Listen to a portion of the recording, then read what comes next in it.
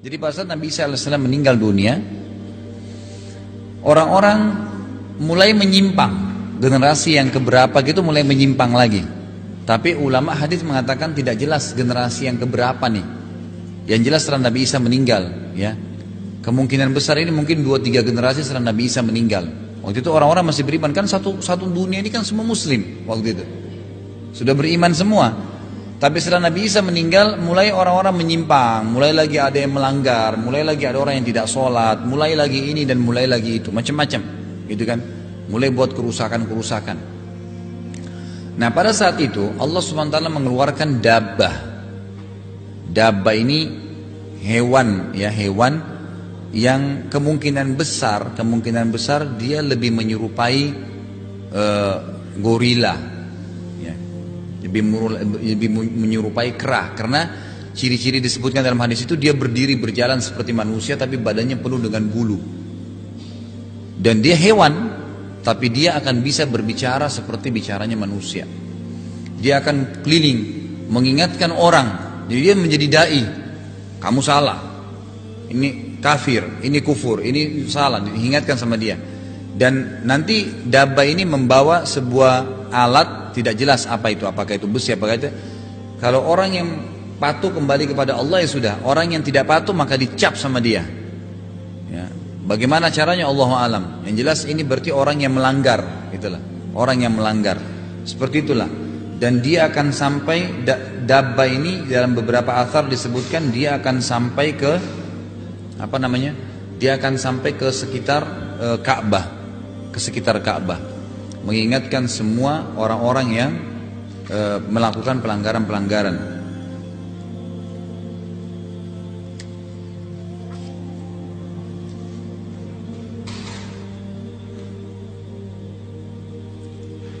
Jadi itu bisa dilihat dalam surah An-Naml ayat 82. Masalah dabbah itu tadi, ya. Masalah hewan yang keluar itu. An-Naml ayat 82. Itu ada kalau tidak salah, kalau di buku yang kayak Ibu Imas pakai ini, yang saya pakai ini yang baru, yang tebal ini, halaman 82. Ya, An-Naml ayat 82. Saya bacain ayatnya. A'udzu minasyaitonirrajim.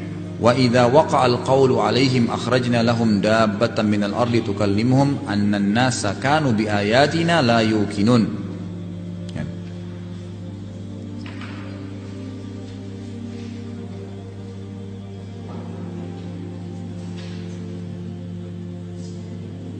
Ya. Jadi kalau seandainya perkataan telah jatuh atas mereka karena mereka kufur lagi setelah Isa meninggal dunia, maka kami keluarkan sejenis binatang melata dari bumi yang akan mengatakan kepada mereka bahwa sesungguhnya manusia dahulu tidak yakin kepada ayat-ayat kami. Artinya didakwahin lah, hewan ini berdakwah, ya. Setelah selesai, ya, yang tadi hewan melata ini, maka terjadi tanda-tanda kiamat yang lain, yaitu datangnya seseorang yang akan menghancurkan Ka'bah. Jadi Ka'bah dihancurin. Ini yang keberapa? Yang keenam. Jadi nanti akan datang seseorang, disebutkan dalam hadis, dari Habasyah, dari Ethiopia. Dari Ethiopia. Iya. Diberikan julukan dalam hadis Dzu Suwaqatain. Jadi orang ini betisnya itu kecil sebenarnya, berkulit hitam dari Afrika Habasyah. Dia datang dan dia menghancurkan Ka'bah. Allahu a'lam ini kenapa? Sebab yang saya temukan keterangan dari dari buku-buku dan dari dosen-dosen itu, kemungkinan besar pada saat itu Mekah setelah dabbah tadi itu tidak ada, kemudian datang lagi waktu, gitu kan, ada lagi waktu berjalan, kembali lagi orang kufur, lalai lagi, mulai berfoya-foya, gitu kan. Maka Allah Subhanahu wa ta'ala sampai orang-orang tidak peduli lagi dengan Ka'bah. Ka'bah bukan lagi dianggap sebagai tempat yang penting bagi mereka. Sampai orang ini datang menghancurkan Ka'bah. Ada beberapa asar yang menyebutkan kemungkinan orang ini dapat informasi di Ka'bah itu banyak emas, maka dia mau hancurkan. Kata Nabi, sungguh Allah perlihatkan kepada saya bagaimana dia menghancurkan Ka'bah batu demi batu. Dihancurin sama dia. Itu terjadi. Kemudian termasuk ya tanda-tanda kiamat setelahnya yang ketujuh adalah terjadinya gerhana matahari ya di 3 tempat sekaligus. Ya, terjadi gerhana di 3 tempat sekaligus.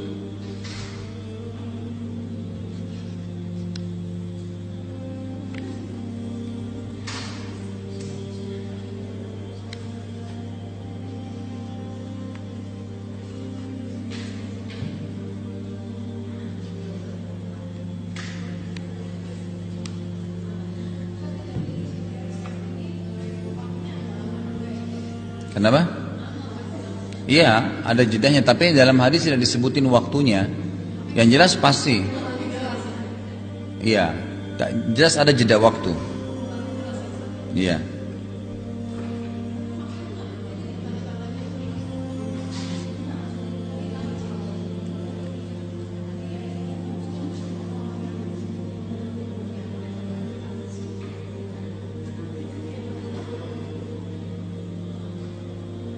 Kemudian akan terjadi gempa besar. Ya, gempa besar ya. Gempa besar ini terjadi di wilayah timur bumi, barat dan jazirah Arab yang membuat sebagian besar tanahnya longsor. Besar-besaran gitu. Ya, jadi belahan timur, belahan barat dan jazirah Arab.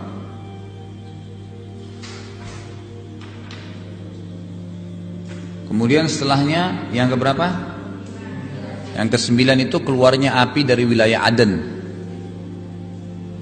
Aden itu wilayah Yaman ya. Di wilayah Aden.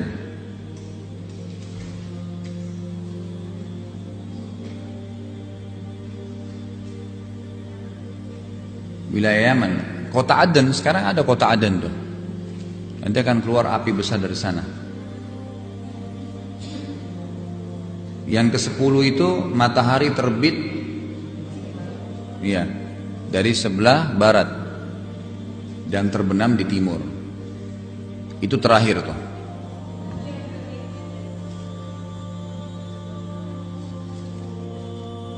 Sudah ya? Baik, itu kurang lebih tanda-tandanya. Sekarang saya lanjutin bacaannya.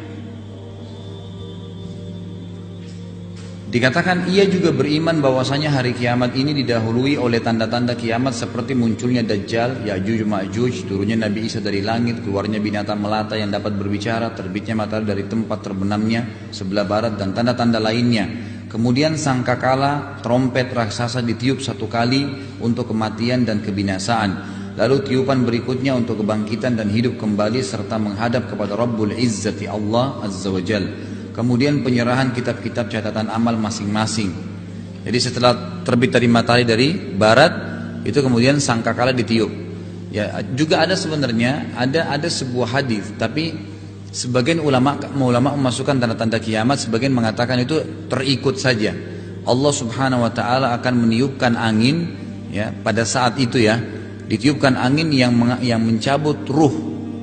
Pada saat matahari terbit dari barat tuh Allah akan tiupkan angin yang mencabut ruh semua orang yang beriman. Semua orang yang beriman dicabut ruhnya, mati dengan kena angin itu. Sehingga kata Nabi SAW, kiamat hanya terjadi pada orang-orang yang rusak saja. Jadi yang menyaksikan nanti tabrakan bintang-bintang apa segala itu, yang menyaksikan cuma orang-orang yang rusak saja. Orang beriman sudah habis pada saat itu, nggak ada lagi. Nggak ada lagi. Ada orang-orang beriman ada pada saat itu kan, sebenarnya seluruh dunia sudah muslim waktu itu, ingat itu. Jadi tapi nanti akan banyak kelalaian-kelalaian lagi yang terjadi karena waktu itu sudah tidak ada nabi, sudah tidak ada orang, sudah seluruh dunia ini bagaimana ngontrolnya di sana, di sini, di sana, kan gitu. Mungkin generasi abahnya, ayah-ayahnya masih kuat, ibu-ibunya, tapi generasi yang kedua, anaknya, cucunya, kita nggak tahu ini generasi keberapa ceritanya nih. Karena tidak ada penyebutan tentang tahun, berapa tahun itu tidak ada penyebutan. Ini kemungkinan memang lama, mungkin ratusan tahun, Allah alam, kita nggak tahu. Jadi generasi yang keberapa gitu kan. Sebab kalau secara akal sehat, pasti ini generasi jauh, nggak mungkin generasi yang masuk Islam sama Nabi Isa, nggak mungkin. Kan itu. Pasti yang datang setelah-setelahnya. kemudian beberapa waktu kena menyimpang, datang hewan tadi ngingatin, mungkin setelah itu manusia sadar, tapi berapa generasi lagi kembali lagi, begitu terus. Jadi nggak mungkin bersamaan gitu, nggak mungkin. Jadi keluarnya ini, turunnya Nabi Isa tadi mengingatkan orang, gitu kan. Kemudian mati Ya'juj mati, maka itu juga jadi peringatan bagi orang. Terus keluar hewan tadi sebenarnya mengingatkan orang kembali. Jadi itu setelah generasi berapa lama mati mungkin dabba ini hidayah lagi, lalu kembali lagi manusia. Begitulah sifat manusia, memang begitu semua. Allahu alam. Kalau sampai itu nggak tahu. Bisa tahu, bisa enggak. Ya. Tapi yang jelas kita nggak sampai di situ. Yang jelas kalau lihat sekarang keadaan kita nggak sampai di situ. Di alam barzah. Ya. Baik. Kemudian setelah itu sangkakala ditiup. Sangkakala ditiup ini, ya. Yang pertama penghancuran semua. Waktu ditiup semuanya hancur yang di langit dan di bumi, kecuali yang Allah inginkan.